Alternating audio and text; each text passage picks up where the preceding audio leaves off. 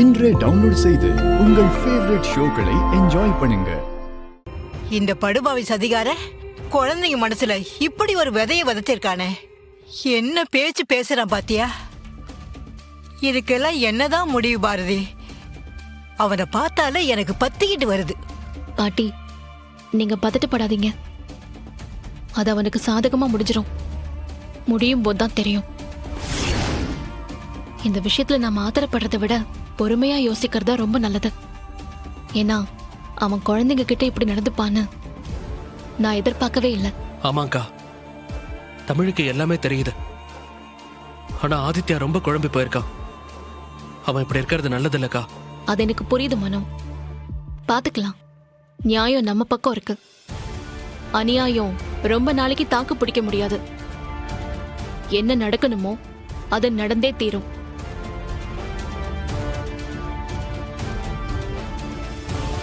பாட்டி, என்ன பாத்துட்டு நிக்கிறீங்க? பக்கத்துலதான் ரூம் இருக்குல்ல, அங்க போய் தூங்க. போங்க போங்க பாட்டி, போங்க. உனக்கெல்லாம் கொஞ்சம் கூட அறிவே கிடையாதா? எந்த தைரியத்துல நீ இந்த மாதிரி எல்லாம் பேசிட்டு இருக்க? முதல்ல வெளியில போ. அம்மா, நீங்க பேசாம இருங்க. அவங்க எங்கேயும் போக மாட்டாங்க. முதல்ல நீ கிளம்பு. Okay, all right. நான் இங்க இருக்கிறது அவங்க பிரச்சனை இல்லைன்னா எனக்கும் அது பிரச்சனை இல்லதான். ஓகே. ஏய் ஏய் ஏய் தமிழ், தமிழ் எந்திரிமா, எந்திரி. ஆதி, எந்திரி.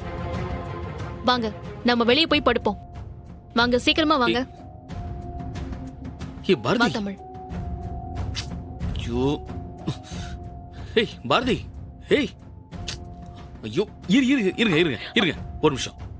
எங்க போற பாரதி? அப்படிலாம் வெளியே போக கூடாது, சரியா? உள்ள போய் படுங்க, போங்க. அத சொல்றதுக்கு நீ யாரா? உன்னோட இந்த மிரட்டலுக்கெல்லாம் நான் பயப்பட மாட்டேன். சரி, டென்ஷன் ஆகாத பாரதி. மூச்சு வாங்குது பாரு. சரி, இப்ப என்ன? நான் இங்க படுக்கூடாது, அவ்வளவுதானே? சரி, ரைட்டு. இன்னைக்கு நான் போறேன், ஆனா கண்டிப்பா திரும்பி வருவேன். போங்க, போய் படுங்க.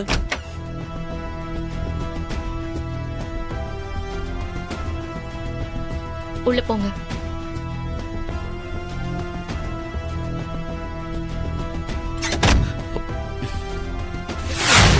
ஐயா, பூஜையெல்லாம் ஒண்ணும் இல்ல, நீங்க கிளம்புங்க.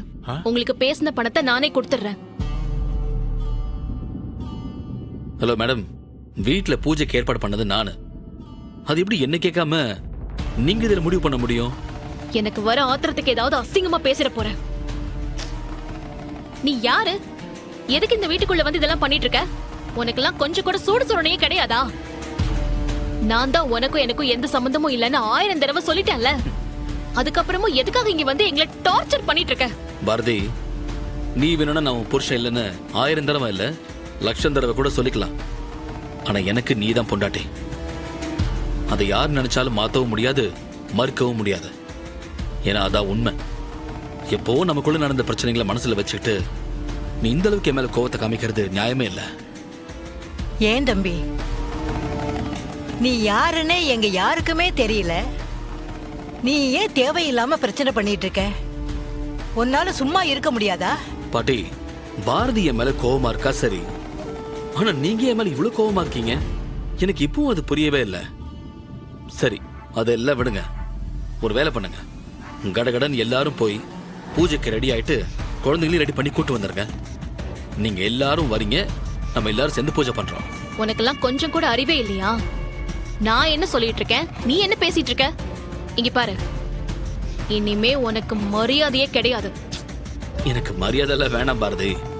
அதை வச்சு நான் என்ன பண்ண போறேன்? நீ டக்குன்னு போய் கடகடன் குளிச்சுட்டு ரெடி ஆயிட்டு வா. பூஜைக்கு நேரம் ஆயிட்டு இருக்குல்ல. என்ன பாரதி முறைக்கிற? அதான் 3 நாள்ல ஏதோ பண்ண போறேன்னு சொல்லிருக்கல. அதுக்கு இன்னும் நிறைய நேரம் இருக்கு. Take your own time. ஆனா பூஜைக்கு இப்ப டைம் ஆகுது இல்ல? போ சீக்கிரம் போய் சமத்த ரெடி ஆயிட்டு வா. போ. எல்லாம் கரெக்டா தான் போயிட்டு இருக்கு. சரி சாமி, எல்லாமே ரெடி ஆயிடுச்சா? எல்லாம் ரெடி. நீங்க குடும்பத்தோட வந்து ஹோமத்துல உட்காந்தீங்கன்னா பூஜையை ஆரம்பிச்சிடலாம். இப்போ வந்துருவாங்க.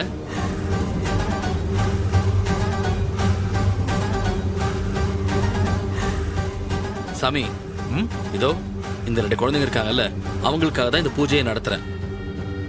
இவங்க என்னோட ஒய்ஃப். என் மேல ரொம்ப கோபமா இருக்காங்க.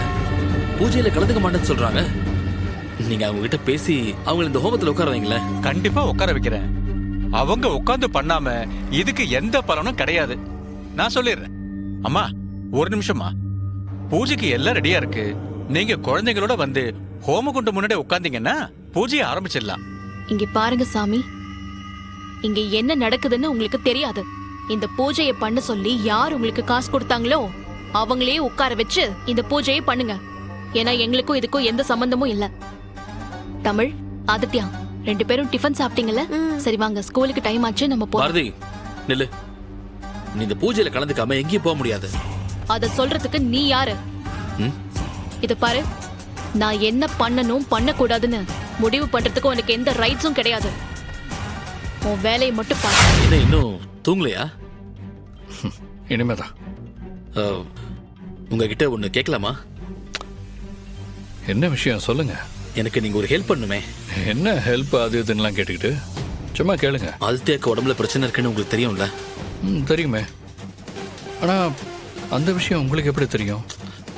அவ என்னோட பையன் சார். ஆதித்யாவுக்கு இப்படி ஒரு பிரச்சனை இருக்குன்னு தெரிஞ்சதுக்கு அப்புறம் ஒரு அப்பாவா ஒரு விஷயம் பண்ணணும்னு யோசிக்கிறேன். ஆக்சுவலி நீங்கள் இப்படி யோசிக்கிறதே நல்ல விஷயம்தான். சரி, என்ன பண்ணணும் சொல்லுங்க. நாளை காலையில ஆதித்யாவோட உடம்புல இருக்க பிரச்சனை சரியாகணும்னு ஆயுஷ் ஹோமம் பண்ணலான்னு இருக்கேன். அதுக்கு ஹஸ்பண்ட் அண்ட் ஒய்ஃப் 2 பேரும் சேர்ந்து ஹோமத்துல கலந்துக்கணும். நான் சொன்னா பாரதி கண்டிப்பா கேட்க மாட்டா. ஆனா நீங்க பேசுனீங்கன்னா அவளை இந்த ஹோமத்துல கலந்துக்க வைக்கலாம். இவ்வளோதானே?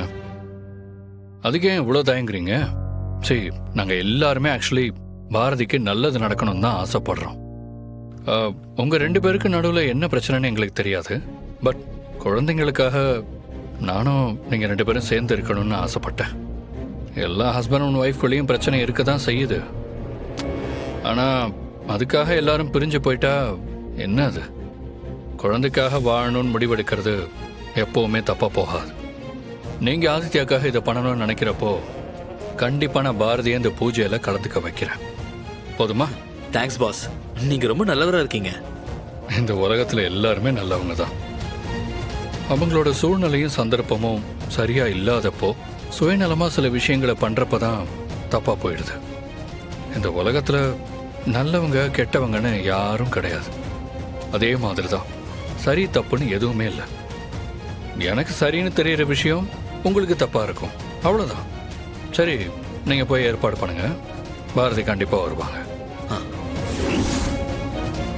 ஆதி ப்ளீஸ், உங்களுக்கு எப்படி சொல்லி புரிய வைக்கிறதுன்னு எனக்கு தெரியல.